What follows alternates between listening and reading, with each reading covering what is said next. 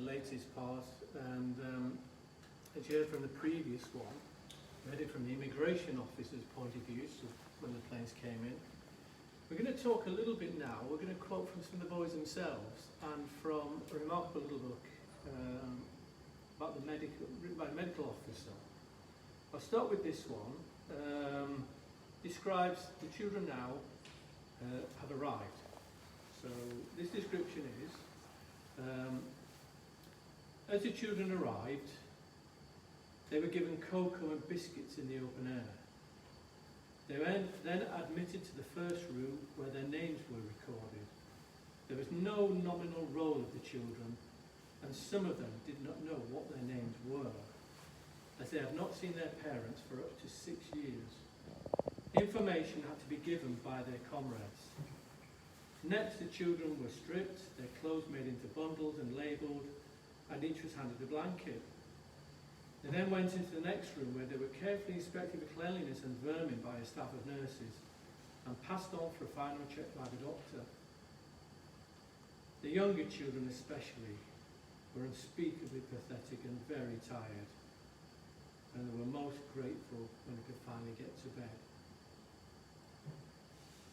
David is now going to read a section from a very, very close friend of ours, Sam Laskia. Sam isn't so well at the moment, but his family only a couple of days ago received a very, very special gift. His story, written in book form. Sam was the one I spoke about earlier who never wanted to talk about what went on before Windermere. But I've pieced it together. And David will read Sam's early recollections of arriving. Thank you. A new life in England. I found myself on an RAF bomber en route to the United Kingdom on 14th of August 1945. I had only the clothes I stood up in and a small suitcase, which was empty as we had no belongings, not even a photograph. I am sure that none of us had ever flown before. It was so exciting, a miracle. I remember sitting on the floor of the aircraft together with some other boys, seated around the hole where the bombs would have been dropped just a few short months earlier. We had no idea where or what was to happen now, but we knew that we were safe and that we were going somewhere we would be cared for. As we disembarked from the plane in Carlisle, I felt like I had arrived from hell to what can only be described as heaven. There were no guards shouting or shooting at us, no guns, no fear, and I remember that the air was clean. There has recently been some footage shown by the Imperial War Museum in London of my crowd getting onto the bomber plane in Prague and arriving in Carlisle. We all look very happy. Thank you, David. This small section, we took it from a conversation with Sir Ben Helfgott. Ben has been a great supporter and friend of ours for many years in the family, and he, as Angie Cohen once said to me, a giant of a man. This is Ben's description of coming over and landing. You see, there were 300 of us, and I think there were about either 8 or 10 planes.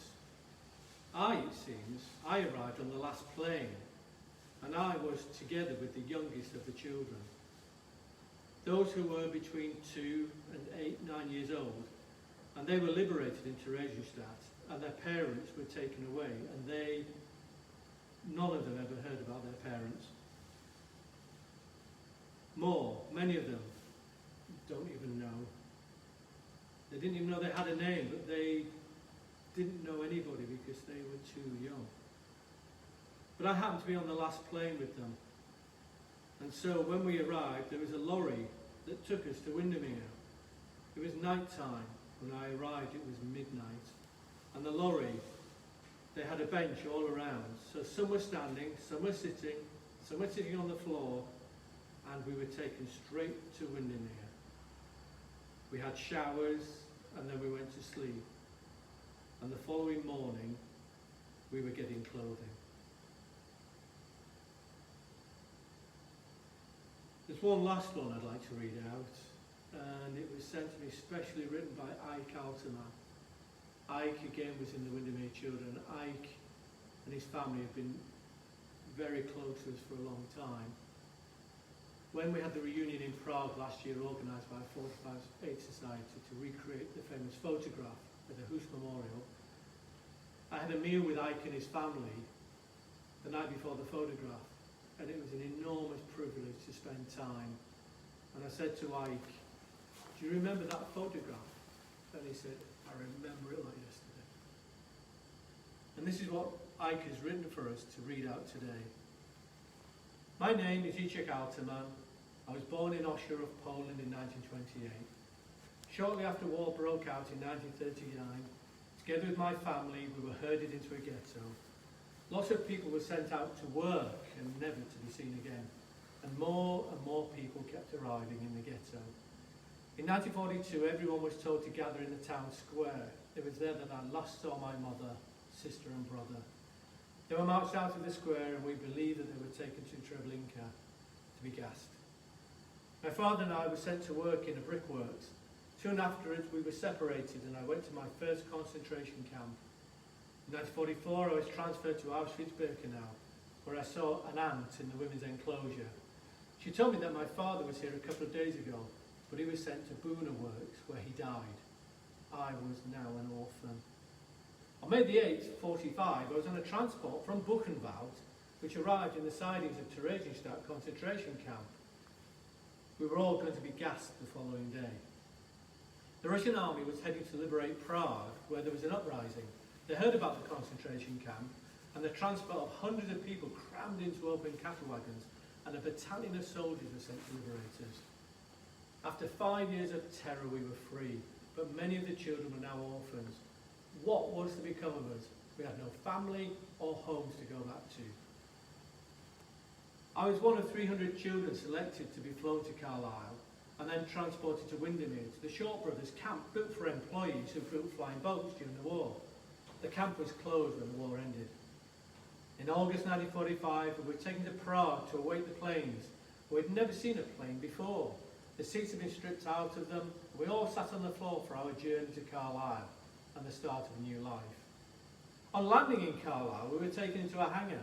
There were long tables with white cloths on them and plates of white bread with butter and jam and plates of cakes and tea with milk, food the likes of which we had not seen for years.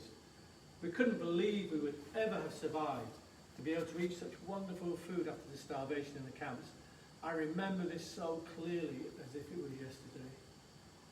Within minutes the plates were cleared and we were all grabbed as much food as we could and stuffed it in our pockets. As for so many years during the war, we never knew when we could get something to eat. It took ages for us to stop stuffing like this as we gradually became accustomed to our new way of life and a regular supply of food. From Carlisle, we were transported by coaches to Windermere and the start of our new lives. We were met by a team of volunteers, some of whom came to England in 1939, and some were local people. Each of us was shown to a chalet with a small bedroom, with a bed, sheets, blankets and pillows. There were showers in the blocks with hot water and flushing toilets. We thought we were in paradise starting our new life. We will forever be grateful to all the people who helped us to adjust to a normal way of life. Without their help and guidance, life would have been much more difficult for us. I am very proud to be known as a Windermere boy. The next episode will be at 5 o'clock and will commemorate the very moment, the very time, the very place where the first of the planes landed. Thank you.